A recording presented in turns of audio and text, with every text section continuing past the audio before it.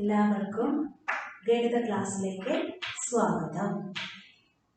അപ്പോൾ നമ്മൾ ഈ പാഠഭാഗത്തിലെ ഒന്നാം പാഠത്തിലെ യൂണിറ്റിലെ ആംഗിൾസ് അഥവാ കോണുകൾ എന്ന പാഠഭാഗത്തില് ഇതുവരെ പഠിച്ച കാര്യങ്ങൾ ഒന്നുകൂടി ഓർത്തെടുക്കാനായിട്ട് നോക്കുകയാണ്. എന്തൊക്കെയാണ് നമ്മൾ പഠിച്ചത്? ആദ്യം തന്നെ കോണുകൾ എന്താണെന്ന് നമ്മൾ പഠിച്ചു. എന്താണ് കോണുകള്? രണ്ട് വരകൾ ഒരു പോയിന്റിൽ കൂട്ടിമുട്ടിയാൽ അവിടെ കോൺ ഉണ്ടാകുന്നു. അതിനെന്താണ് നമ്മൾ ഇംഗ്ലീഷിലെ ഡെഫിനിഷൻ പറഞ്ഞേ? Two lines meeting at A point an angle is formed. രണ്ട് വരകൾ ഒരു ബിന്ദുവിൽ കൂട്ടിമുട്ടിയാൽ അവിടെ കോൺ ഉണ്ടാകുന്നു. കോൺ അളക്കാനുള്ള ഉപകരണമാണ് കോൺമാപിനി അഥവാ പ്രൊട്രാക്ടർ. ഒന്നും കൂടി ഓർമ്മ വരുത്താൻ വേണ്ടിയാണ് നമ്മൾ ക്രിയേറ്റ് ചെയ്യുന്നത്. പ്രൊട്രാക്ടർ അഥവാ കോൺമാപിനി, കോൺ അളക്കാനുള്ള ഉപകരണം, ജ്യാമിതി പെട്ടിയിലെ ഉപകരണമാണ് കോൺമാപിനി അഥവാ പ്രൊട്രാക്ടർ. ആ പ്രൊട്രാക്ടറാണ് നമ്മൾ കോൺ അളക്കാനായിട്ട് ഉപയോഗിക്കുന്നത്. അതുപോലെ കോൺ അളക്കാനുള്ള യൂണിറ്റ് ആണ് ഡിഗ്രി. അല്ലെ? കോൺ അളക്കാനായിട്ടുള്ള യൂണിറ്റ് നമ്മൾ സിമ്പിൾ ആയിട്ട് ഇങ്ങനെയാണ് പഠിച്ചത്. ചെറിയൊരു 0 ഡിഗ്രി.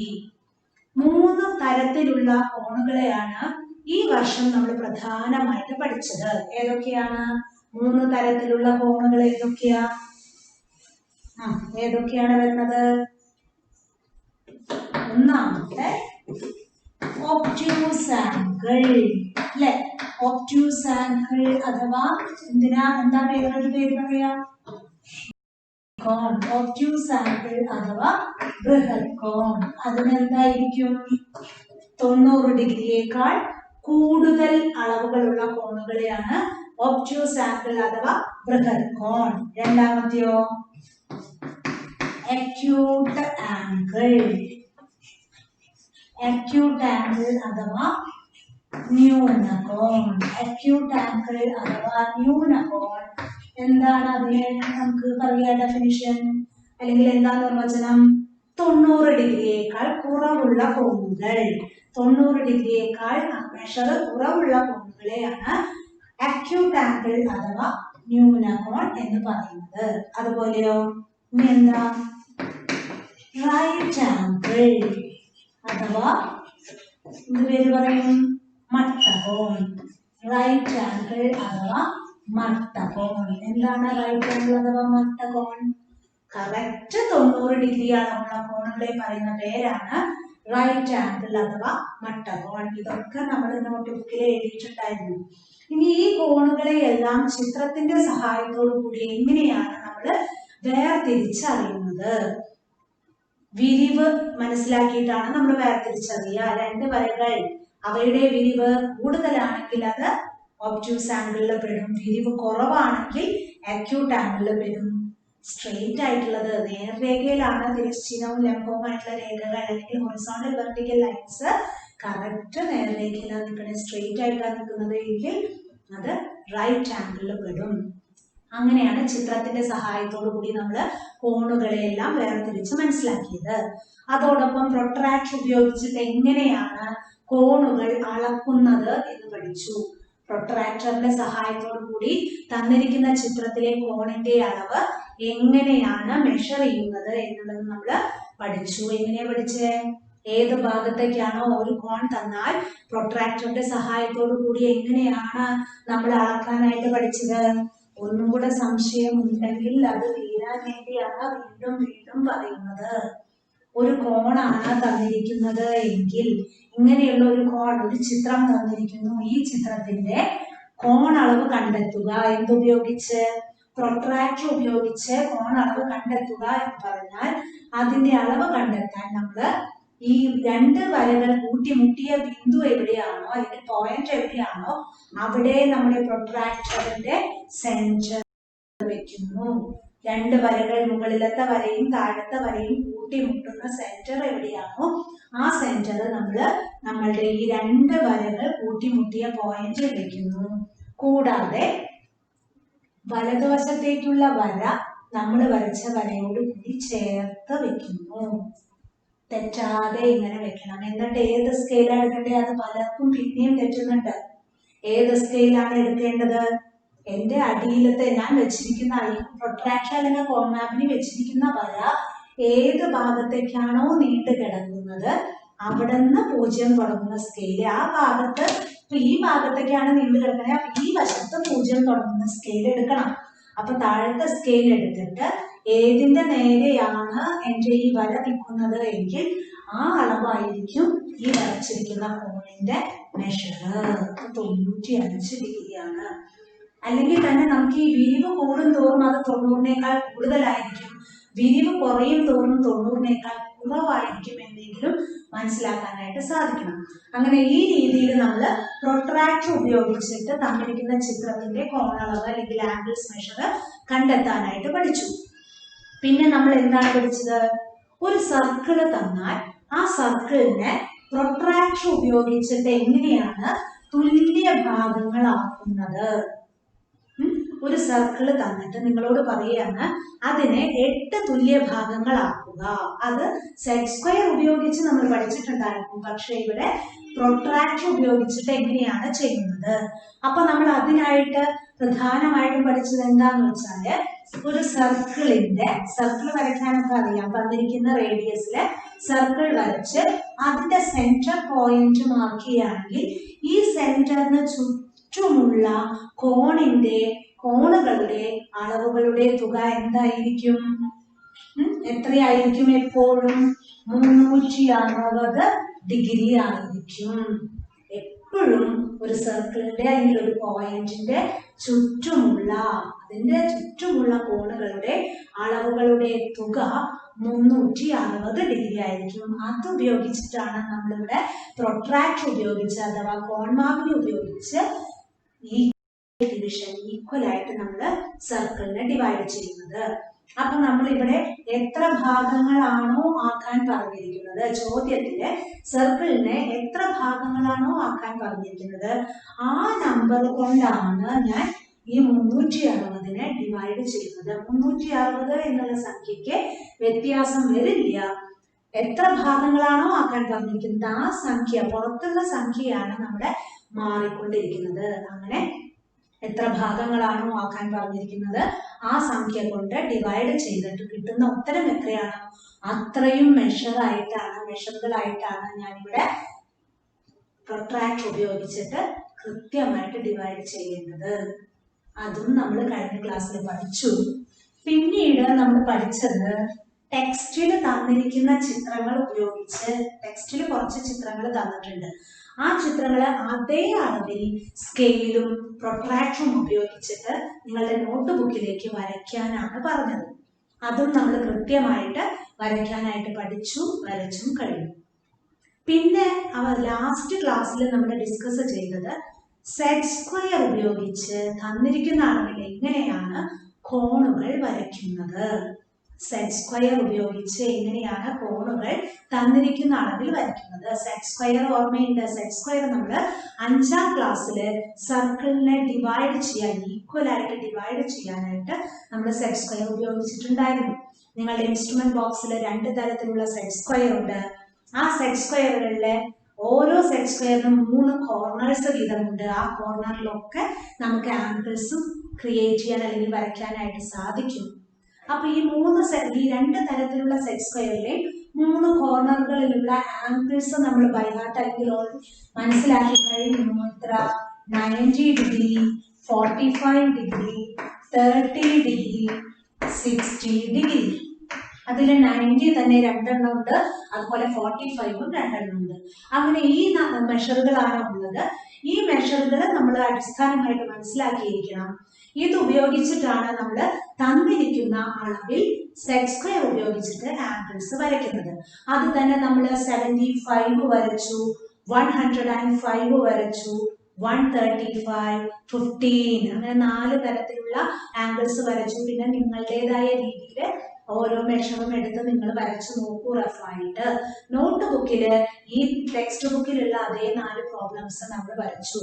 അപ്പോ 75 ഡിഗ്രിയാണ് കിട്ടേണ്ടത് എങ്കിൽ ഈ തന്നിരിക്കുന്ന അളവിൽ ഏതൊക്കെ കൂട്ടിയാൽ അഥവാ കുറച്ചാലാണ് എനിക്ക് ഈ തന്നിരിക്കുന്ന മെഷറുകളിൽ നമുക്ക് അറിയാവുന്ന ഈ മെഷറുകളിൽ ഏതൊക്കെ തമ്മിൽ കൂട്ടിയാലാണ് അല്ലെങ്കിൽ കുറച്ചാലാണ് തന്നിരിക്കുന്ന ചോദ്യത്തിൽ ഇപ്പൊ 75 ആണ് കിട്ടേണ്ടത് എങ്കിൽ ഇതിൽ ഏതൊക്കെ കൂട്ടിയാൽ എനിക്ക് 75 കിട്ടും, അല്ലെങ്കിൽ ഏതൊക്കെ കുറച്ചാൽ ചിലപ്പോൾ കൂട്ടേണ്ടതായിരിക്കും, ചിലപ്പോൾ കുറയ്ക്കേണ്ടതായിരിക്കും.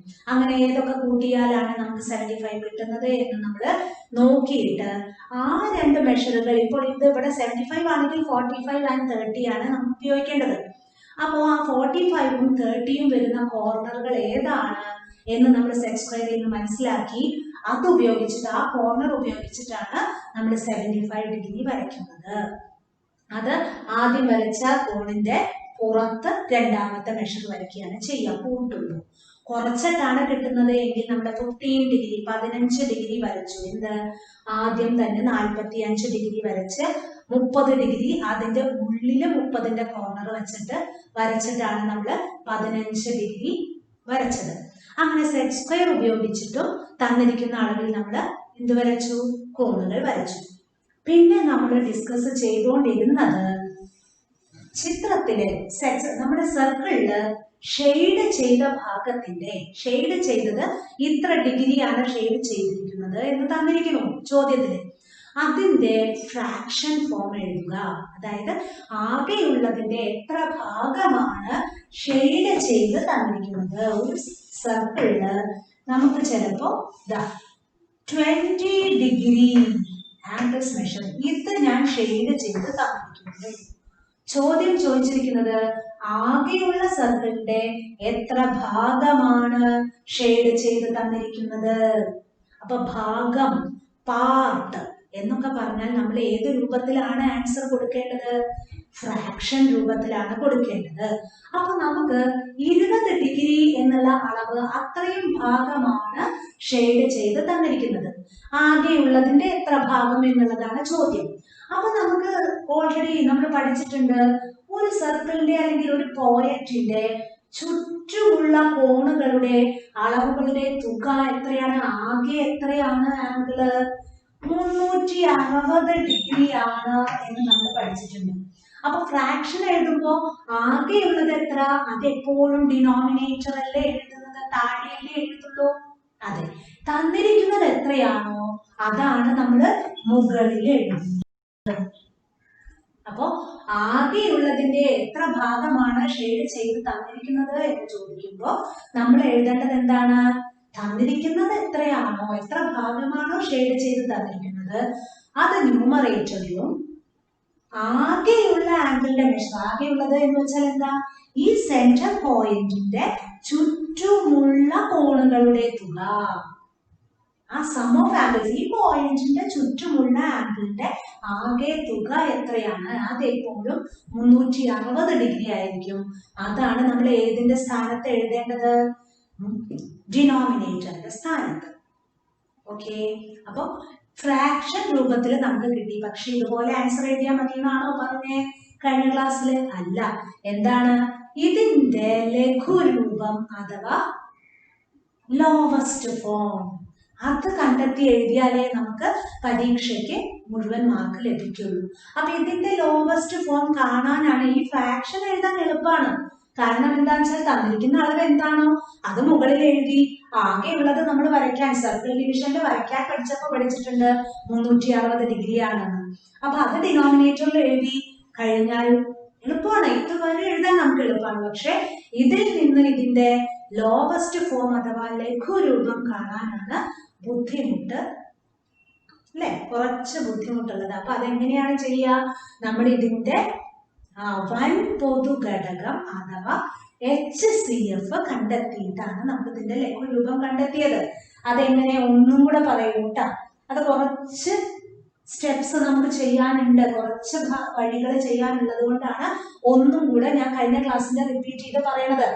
എങ്ങനെയാണ് നമ്മൾ HCF അഥവാ വൻ പൊതു ഘടകം എങ്ങനെയാണ് കണ്ടെത്തുന്നത്? ന്യൂമറേറ്ററിന്റെയും ഡിനോമിനേറ്ററിന്റെയും ഫാക്ടേഴ്സ്, ഘടകങ്ങൾ കണ്ടെത്തുക. ന്യൂമറേറ്ററിന്റെയും ഡിനോമിനേറ്റർ നമ്പറിന്റെയും ഫാക്ടേഴ്സ് അഥവാ ഘടകങ്ങൾ കണ്ടെത്താം. മുകളിലത്തെ നമ്പറിന്റെയും താഴത്തെ നമ്പറിന്റെയും ഘടകങ്ങൾ കണ്ടെത്തുക.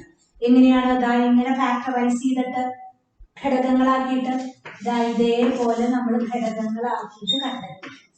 ഇനി 5 എന്നുള്ള സംഖ്യയിൽ 5 മാത്രമേ പോവുള്ളൂ. അപ്പൊ ഇതാ ഇവിടെ വെച്ച് നമുക്ക് നിർത്താൻ സാധിക്കും. അടുത്ത സംഖ്യ അതേ താഴെയുള്ള ഡിനോമിനേറ്റർ സംഖ്യയെ ഞാൻ ഇതേപോലെ ഫാക്ടറൈസ് ചെയ്യാൻ പോവാണ്. 2 ഡിവൈഡ് ചെയ്ത് നോക്കി. 360നെ 2 കൊണ്ട് ഡിവൈഡ് ചെയ്ത് നോക്കിയപ്പോ എത്രയാണ്? നമ്മൾ ഡിവൈഡ് ചെയ്ത് നോക്കുകയാണ് വർക്കിംഗ് കോളത്തിൽ. ഇങ്ങനെ പെട്ടെന്ന് നമുക്ക് ഫാക്ടേഴ്സ് എഴുതാനായിട്ട് 5ാം ക്ലാസ്സിലൊക്കെ പഠിച്ചിട്ടുള്ളതാണ്. എങ്കിലും പെട്ടെന്ന് ഫാക്ടേഴ്സ് കണ്ടെത്താൻ പറ്റുന്നില്ല എങ്കിൽ എന്താ ചെയ്യേണ്ടത്? 360നെ വർക്കിംഗ് കോളത്തില് 2 കൊണ്ട് ഡിവൈഡ് ചെയ്ത് നോക്കി. അപ്പോഴോ 1 2 ഒരു പ്രാവശ്യം പോയി. അടുത്ത സംഖ്യ ഇറക്കിയിട്ടു 16. എത്ര പ്രാവശ്യം പോവാ? ടേബിള് പഠിച്ചാലേ അറിയുള്ളൂ കേട്ടാ. 0 ഈ 0 താഴേക്ക് ഇറക്കിയിട്ടു. 0 ഡിവൈഡ്സ് ടു 0. അപ്പൊ എത്ര പ്രാവശ്യമാണ് കിട്ടിയത് നമുക്ക്? 180 അഥവാ 180. Again we can divide with 2. ഇതേ രീതിയിൽ തന്നെ 180നെ 2 കൊണ്ട് ഹരിച്ചു നോക്കുക. അപ്പൊ എത്രയാണ് കിട്ടുക? 9 times. Again 2 45. Then 3 5 അല്ലെ? 5 ആണ് ഇവിടെ കിട്ടുക. ക്ലിയർ ആവുന്നില്ലേ?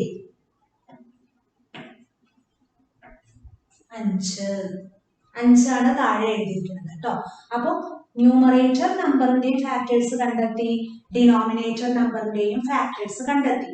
അതൊന്നും കൂടെ അറിയാനായിട്ട് നമ്മൾ എഴുതി 20 is equal to 2 into 2 into 5. ഏതൊക്കെയാണ് നമുക്ക് സൈഡിൽ ഫാക്ടേഴ്സ് കിട്ടിയത്? അത് ഇൻറ്റു എഴുതി നമ്മൾ. അതേപോലെ താഴെയുള്ള 360 എന്നുള്ള സംഖ്യക്ക് എത്രയാണ് വരിക? 3 2കൾ വരുന്നത്. അപ്പൊ 2 into 2 into 2 into പിന്നെ എന്തൊക്കെയാ വന്നേ? 2 3കളും ഒരു 5ഉം. അപ്പൊ 2 3കളും ഒരു 5ഉം നമ്മൾ ഫാക്ടേഴ്സ് ആയിട്ട് എഴുതി. ഓക്കെ. അപ്പൊ നമ്മൾ ഇനി എന്ത് ചെയ്യണം? HCF കണ്ടെത്താനായിട്ട് അഥവാ 1 പൊതു ഘടകം കണ്ടെത്താനായിട്ട് എന്താ ചെയ്യാ? 1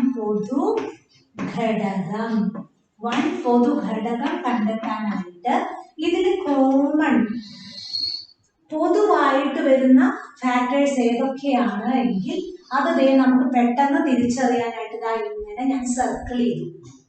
അപ്പൊ 2 പിന്നെ എന്താണ്? ഒരു 5ഉം കൂടെ വരുന്നുണ്ട് അല്ലേ?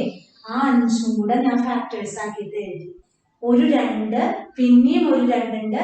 പിന്നെ 2ലും 5ഉം വരുന്നുണ്ട്. അപ്പൊ ആ സംഖ്യകൾ ഏതൊക്കെയാണോ ആ സംഖ്യകൾ മാത്രം മൾട്ടിപ്ലൈ ചെയ്ത് എത്രയാണോ കിട്ടുന്നത് 2 into 2 into 5 എത്രയാ വരുന്നേ നോക്കിയപ്പോ 20 ആണ് വരുന്നത് അല്ലെ?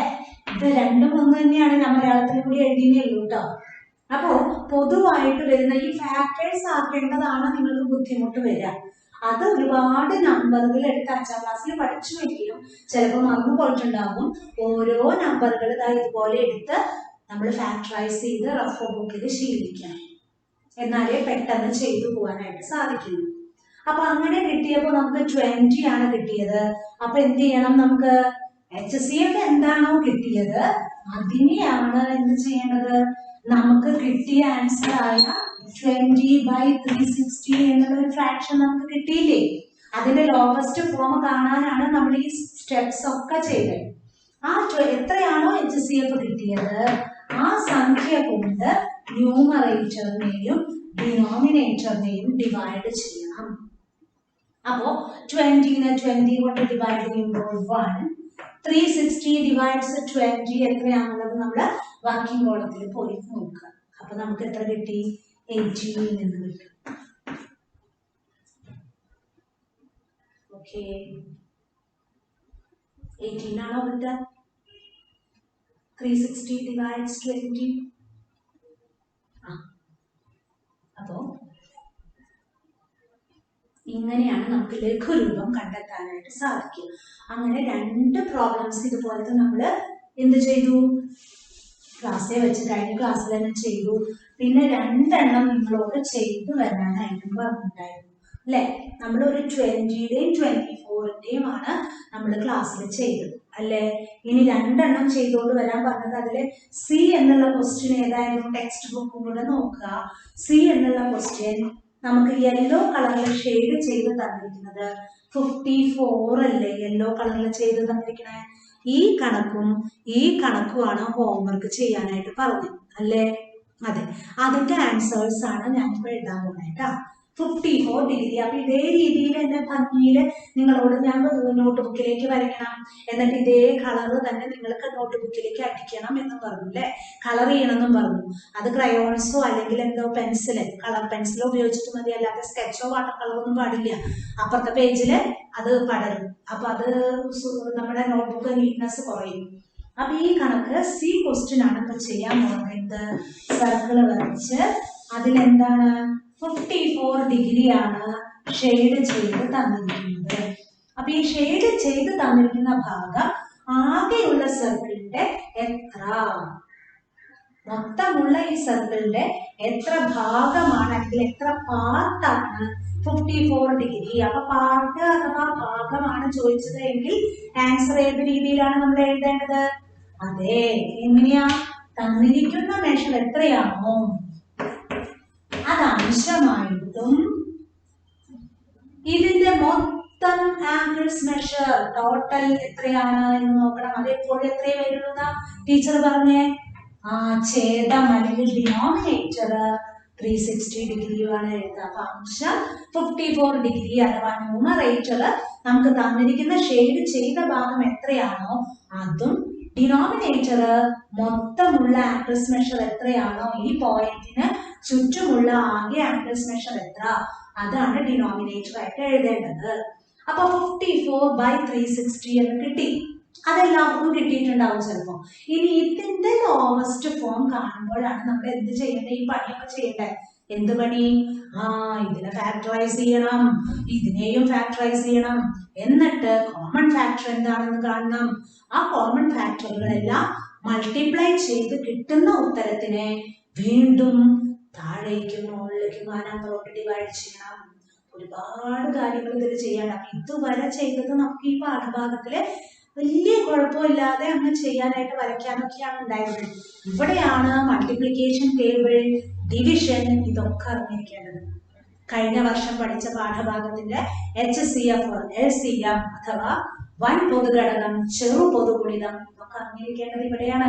അപ്പൊ കഴിഞ്ഞ കൊല്ലം തന്നെ ടീച്ചർമാര് പറഞ്ഞിട്ടുണ്ടാവും എന്ത്? HCF ഉം LCM ഉം പഠിക്കുമ്പോ നന്നായിട്ട് പഠിച്ചോളൂ, മനസ്സിലാക്കിക്കോളൂ, നമുക്ക് അടുത്ത വർഷം ആവശ്യമുണ്ട്. മാത്സ് അല്ല, ഏത് സബ്ജക്റ്റ് ആയാലും അതെ, നമ്മള് 5ല് പഠിക്കണേന്റെ തുടർച്ചയാണ് 6ല് പഠിക്കുക, അതിന്റെ തുടർച്ചയാണ് 7ല് പഠിക്കുക. അങ്ങനെയാണ് പോകുന്നത്. അപ്പൊ മാത്സ് കഴിഞ്ഞ വർഷം പഠിച്ചത് അവിടെ ഇട്ടേച്ച് പോകും. ഇനി ആവശ്യമില്ല എന്ന് വിചാരിക്കേണ്ട, നമുക്ക് ആവശ്യകതയുണ്ട്, ഇവിടെ ചെയ്യാം.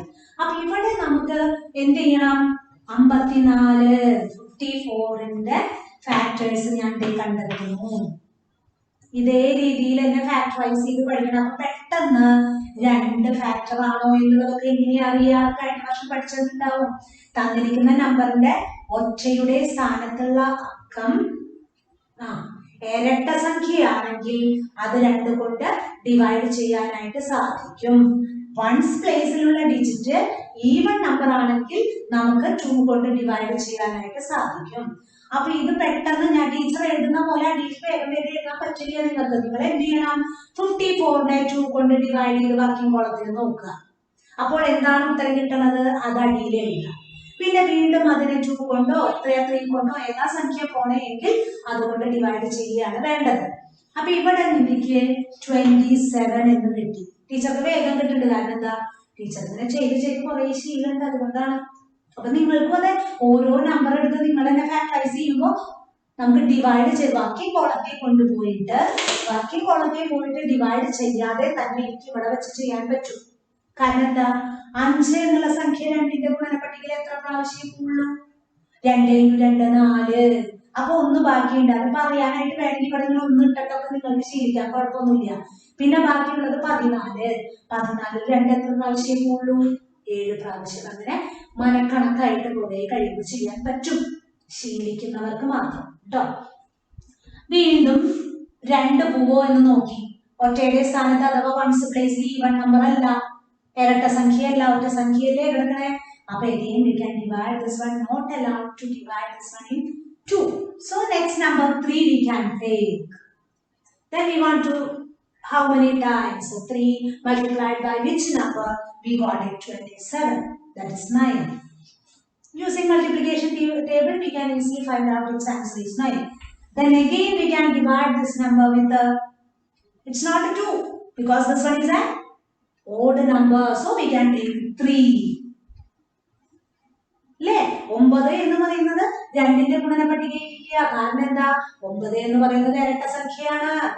അതെനിക്ക് 2ന്റെ ഗുണനപട്ടികയിൽ ഇല്ലാത്തതുകൊണ്ട് we can take 3 times. So this much only in the case of 54.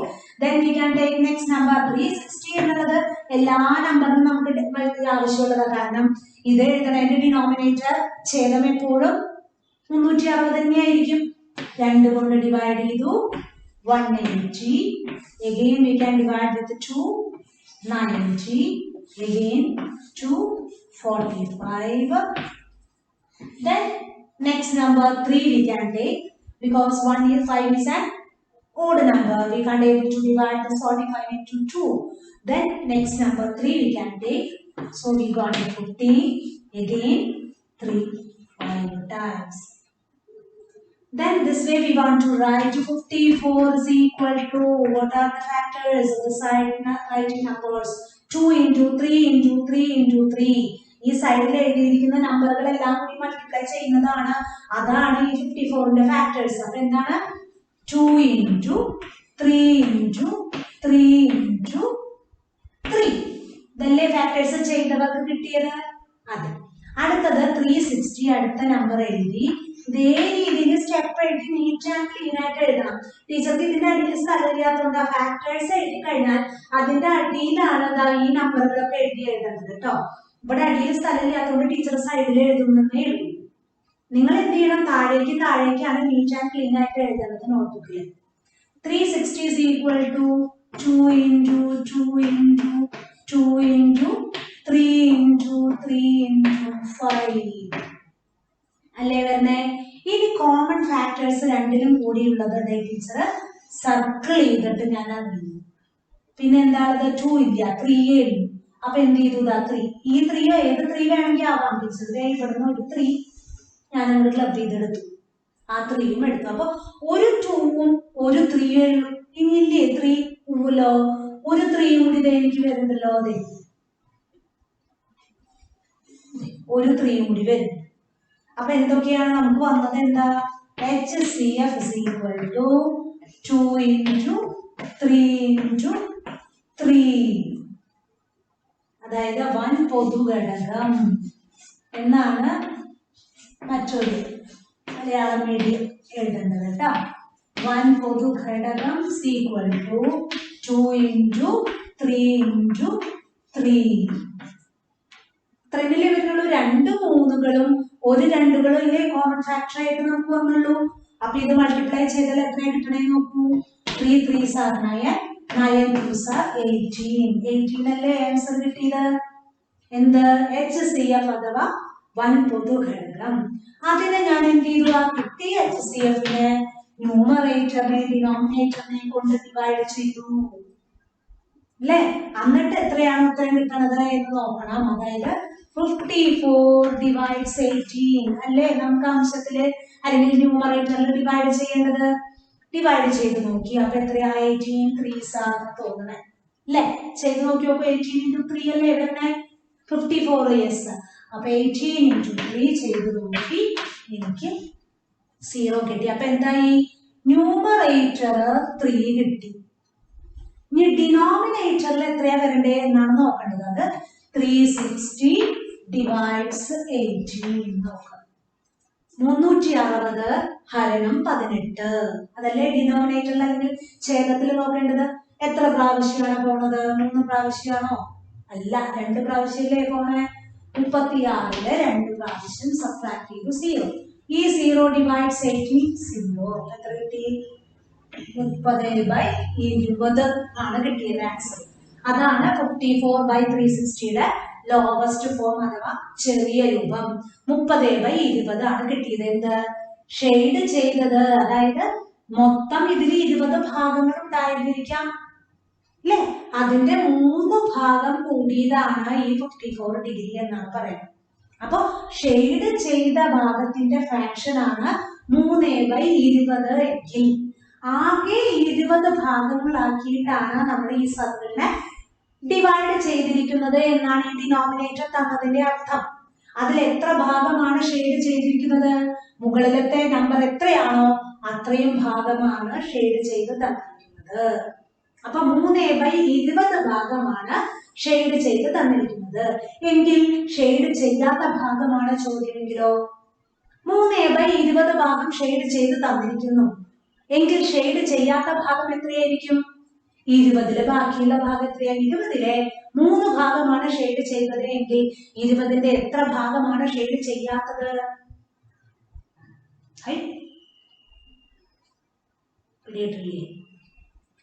ആകെ എന്റെ കയ്യില് 20 കേക്ക് കഷ്ണം ഉണ്ട്.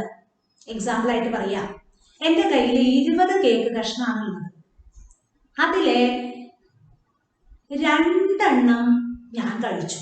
20 2 കഷ്ണം ഞാൻ കഴിച്ചു. അപ്പോൾ അതിന്റെ ഫ്രാക്ഷൻ എങ്ങനെയാ പറയാ? ആകെയുള്ളതിന്റെ എത്ര ഭാഗമാണ് ടീച്ചർ കഴിച്ചത്? ഭാഗം എന്ന് പറഞ്ഞാൽ ആകെ 2 എന്നാണ് ഉത്തരം പറയാ? അല്ല, ഭാഗം എന്ന് ചോദിച്ചാൽ എങ്ങനെയാ ഉത്തരം പറയാൻ പാടുള്ളൂ? ഫ്രാക്ഷൻ രൂപത്തിൽ, ഭിന്നസംഖ്യാ രൂപത്തിലാണ് ഉത്തരം പറയാൻ പാടുള്ളൂ. അപ്പോൾ ആകെ 20 കേക്ക് കഷ്ണം ഉണ്ടായതിൽ 2 കഷ്ണം ഞാൻ കഴിച്ചാൽ ആകെയുള്ളതിന്റെ എത്ര ഭാഗമാണ് ഞാൻ കഴിച്ചത് എന്ന് ചോദിക്കുമ്പോൾ എന്താ ഉത്തരം പറയാ? 2/20 അല്ലേ പറയാ? ഞാൻ എത്രയാണോ കഴിച്ചത് അത് മുകളിലും ആകെ എത്ര കേക്ക് കഷ്ണങ്ങളാണോ ഉണ്ടായിരുന്നത് അത് താഴെയുമാണ് പറയുക. ചെറിയ ക്ലാസ്സിലൊക്കെ പഠിച്ചിട്ടുണ്ടാവുമല്ലോ, ഒരു റെക്ടാങ്കിളോ അല്ലെങ്കിൽ സർക്കിളോ ഒക്കെ വരച്ച് ഷെയ്ഡ് ചെയ്ത് തന്നിട്ടുണ്ടാവും. എന്നിട്ട് നിങ്ങളോട് പറയാണ് ഷെയ്ഡ് ചെയ്ത് അതിന്റെ ഫ്രാക്ഷൻ എഴുതൂ, ഭിന്നസംഖ്യ എഴുതൂ. അപ്പൊ 4/6, 2/3 എന്നൊക്കെ പറഞ്ഞിട്ട് നിങ്ങൾ പഠിച്ചിട്ടുണ്ട്. അതേപോലെ തന്നെയാണ് ഇവിടെ. 20 കേക്ക് കഷ്ണം ഉണ്ടായിരുന്നു, അതിൽ 2 ഭാഗം ഞാൻ കഴിച്ചാൽ എത്ര ഭാഗമാണ് ആകെയുള്ളത്? 2 കഷ്ണമാണ് ഞാൻ കഴിച്ചത് എങ്കിൽ ആകെയുള്ളതിന്റെ എത്ര ഭാഗമാണ് കഴിച്ചത് എന്ന് ചോദിച്ചാൽ 2/20. അപ്പൊ ബാക്കി എത്രയാ? 20 എണ്ണത്തിലെ 2 കഷ്ണം ഞാൻ എടുത്താൽ ബാക്കി എത്രയുണ്ട്? 18. അപ്പൊ 18 ഭാഗമാണ് എനിക്ക് 18 കേക്ക് കഷ്ണം ബാക്കിയിരിക്കണേ. എനിക്ക് ആ ബാക്കിയുള്ളത് കിട്ടണമെന്ന് ആഗ്രഹമുണ്ട് ഇല്ലേ? അങ്ങനെ അപ്പൊ 18 ഭാഗങ്ങളാണ് അവിടെ ഇരിക്കുന്നത്, അല്ലെങ്കിൽ 18 കഷ്ണങ്ങളാണ് അവിടെ ഇരിക്കുന്നത് എങ്കിൽ ആകെയുള്ളതിന്റെ എത്ര ഭാഗമാണ് ബാക്കിയുള്ളത് എന്ന് ചോദിച്ചാൽ, ഭാഗം അല്ലെങ്കിൽ പാർട്ട് എന്ന് ചോദിച്ചാൽ നമ്മൾ എങ്ങനെ ഉത്തരം പറയാൻ പാടുള്ളൂ? ഫ്രാക്ഷൻ രൂപത്തിലേ പറയാൻ പാടുള്ളൂ. അപ്പോൾ 2/20 ഭാഗം ടീച്ചർ കഴിച്ചു, ബാക്കി എത്ര ഭാഗങ്ങളാ ബാക്കിയുള്ളത്? 18/20. 18 എന്ന് പറഞ്ഞാൽ പോരാ, 18/20 എന്നേ ഉത്തരം പറയാൻ പാടുള്ളൂ. ആകെയുള്ളത് കേക്കിന്റെ കഷ്ണം അല്ലെങ്കിൽ ആകെയുള്ളത് എത്രയാണോ അത് ഡിനോമിനേറ്ററിൽ ഛേദത്തിന്റെ ഭാഗത്തും എത്ര ഭാഗമാണ് ഷെയ്ഡ് ചെയ്ത് തന്നേക്കണേ അല്ലെങ്കിൽ എത്ര ഭാഗമാണ് ഞാൻ എടുത്തത് അത് ന്യൂമറേറ്റർ അഥവാ അംശത്തിന്റെ ഭാഗത്ത് എഴുതാൻ പാടുള്ളൂ. അപ്പോൾ ഇവിടെ 3/20 ഭാഗം ഷെയ്ഡ് ചെയ്ത് തന്നിട്ടുണ്ട്. ഈ ഭാഗം ഷെയ്ഡ് ചെയ്ത് തന്നിട്ടുണ്ട്. ഇതാണ് 3 ഭാഗം. ആകെ 20 ഭാഗം ഉണ്ടായിരുന്നു, അതൊക്കെ ഭാഗങ്ങൾ ഞാൻ ഡിവൈഡ് ചെയ്ത് തന്നിട്ടില്ല, നമുക്ക് ചോദ്യത്തിൽ തന്നിട്ടില്ല. 20 ഭാഗങ്ങൾ ഉണ്ടായിരുന്നു, അതിലെ 3 ഭാഗമാണ് ഷെയ്ഡ് ചെയ്ത് തന്നിരിക്കുന്നത് എങ്കിൽ അതിന്റെ ഫ്രാക്ഷൻ ആണ് നമുക്ക് കിട്ടിയത്. 3/20 ഭാഗം ഷെയ്ഡ് ചെയ്തു എങ്കിൽ ഷെയ്ഡ് ചെയ്യാത്ത ഭാഗം എത്രയായിരിക്കും? 20 3 ഭാഗം കഴിഞ്ഞാൽ ബാക്കി എത്രയുള്ളൂ? 17 ഭാഗമേ ഉണ്ടാവുള്ളൂ. അപ്പൊ 17 ഭാഗം എന്ന് പറയുന്നത് എങ്ങനെയാണ് ഫ്രാക്ഷൻ രൂപത്തിൽ എഴുതുക? 17/20. കാരണം 20-ന് വ്യത്യാസമൊന്നുമില്ല, കാരണം മൊത്തം ഭാഗമാക്കുന്നത് 20 അല്ലെങ്കിൽ 20 കേക്ക് കഷ്ണമാണ് എന്റെ കയ്യിലുള്ളത്, അതിന് വ്യത്യാസമൊന്നുമില്ല. അതിനാണ് ഞാൻ ഓരോരുത്തർക്കും കൊടുക്കണേ അല്ലെ? അപ്പൊ ഡിനോമിനേറ്റർ അഥവാ ഛേദത്തിന്റെ സംഖ്യയ്ക്ക് ഒരു വ്യത്യാസവും ഇല്ല. എടുത്തത് അല്ലെങ്കിൽ ഷെയ്ഡ് ചെയ്തത് 3 ആണെങ്കിൽ ഷെയ്ഡ് ചെയ്യാത്തത് 20-ൽ എത്രയാണോ ബാക്കിയുള്ളത് അത്രേ വരുള്ളൂ. അപ്പൊ എത്ര വരും? 17/20 എന്നാണ് വരുന്നത്. ഇത് ഹോംവർക്ക് ആയിരുന്നു, ചെറുതായിട്ട് മനസ്സിലായി കാണുമെന്ന് വിചാരിക്കുന്നു. ഇല്ലാത്തവര് കറക്റ്റ് ആയിട്ട് എഴുതിയെടുക്കണം കേട്ടോ. ഈ ബോർഡിൽ ഞാൻ ഹോംവർക്ക് തരുന്നതിന്റെ ആൻസർ പറയുന്നത് തന്നെ നിങ്ങൾ കറക്റ്റ് ആയിട്ട് നോട്ട് എഴുതിയെടുക്കാനാ, എങ്കിലേ ആ നോട്ട് നോക്കി നമുക്ക് ഇനി പഠിക്കാൻ സാധിക്കുള്ളൂ. Okay yes. അപ്പൊ ഈ ഒരു കണക്ക് നമുക്കിപ്പോ ഹോംവർക്കേ കഴിഞ്ഞുള്ളൂ ഡിസ്കഷൻ. ഇനി ഒരെണ്ണം കൂടി ഇല്ലേ, അതും കൂടെ കഴിയണം നമുക്ക്. അപ്പൊ ദാ ഈ കണക്ക് ചെയ്ത് കഴിഞ്ഞു. ഇങ്ങനത്തെ ഏതാ ഒരെണ്ണം കൂടി കഴിഞ്ഞ ക്ലാസ്സിൽ ഹോംവർക്ക് തന്നിരുന്നല്ലോ, അതേതാണ്? 80 ഡിഗ്രി അല്ലേ? ഇങ്ങനെ തന്നിട്ട് ഒരു 80 ഡിഗ്രിയാണ് ടീച്ചർ വരച്ചേ, കണ്ടോക്കെ 80 ഡിഗ്രി. ഇതാ 80 ഡിഗ്രിയാണ് ഷെയ്ഡ് ചെയ്ത് തന്നിട്ടുള്ളത്. ഇതാണ് യെല്ലോ കളറില് നിങ്ങൾക്ക് ഷെയ്ഡ് ചെയ്ത് തന്നിട്ടുള്ളത്. ഇത് ആകെയുള്ള സർക്കിളിന്റെ എത്ര പാർട്ടാണ്, എത്ര ഭാഗമാണ് എന്നാണ് ചോദ്യം. അപ്പൊ ഉടനടി നമുക്ക് ഇതിന്റെ ഫ്രാക്ഷൻ എഴുതാൻ പറ്റും. പാർട്ട് ചോദിച്ചാൽ ഉടനടി ഞാൻ എങ്ങനെ ഏത് രീതിയിൽ ആൻസർ എഴുതും? ഫ്രാക്ഷൻ രൂപത്തിലാണ്. ആകെയുള്ളതിന്റെ എത്ര ഭാഗമാണ് ഈ ഷെയ്ഡ് ചെയ്ത് തന്നിരിക്കുന്നത് എന്ന് പറയുമ്പോൾ ആൻസർ എങ്ങനെ എഴുതാം? തന്നിരിക്കുന്ന ഷെയ്ഡ് ചെയ്തതിന്റെ ആംഗിൾ എത്രയാണോ അത് ബൈ ടോട്ടൽ. ടോട്ടൽ എന്ന് പറഞ്ഞാൽ എത്രയാ വരിക? ഈ പോയിന്റിന്റെ ചുറ്റുമുള്ള ആംഗിൾസിന്റെ സം എത്ര വരും? 360. അപ്പൊ 80 by 360 ആണ് എനിക്ക് ആൻസർ കിട്ടിയത്. പക്ഷേ ഇതേ രീതിയിലാണോ ഉത്തരം എഴുതേണ്ടത്? അല്ല. എങ്ങനെ എഴുതണം? നമുക്ക് ഇതിന്റെ ലോവസ്റ്റ് ഫോം കണ്ടെത്താനായിട്ട് ഈസി മെത്തേഡ് ഉണ്ട്. കട്ടിംഗ് മെത്തേഡ് എന്നൊക്കെ പറഞ്ഞിട്ട് ഒരു മെത്തേഡ് ഉണ്ട്. അത് നമുക്ക് സ്കൂളിൽ വന്നതിന് ശേഷം നേരിട്ട് പറഞ്ഞുതരാം. ഇങ്ങനെ പറഞ്ഞു തരുമ്പോ ആകെ കൺഫ്യൂഷൻ ആവും. അപ്പൊ ഇപ്പൊ പഠിച്ച രീതി നമുക്ക് അങ്ങോട്ട് ഫോളോ ചെയ്യാം. എന്ത്?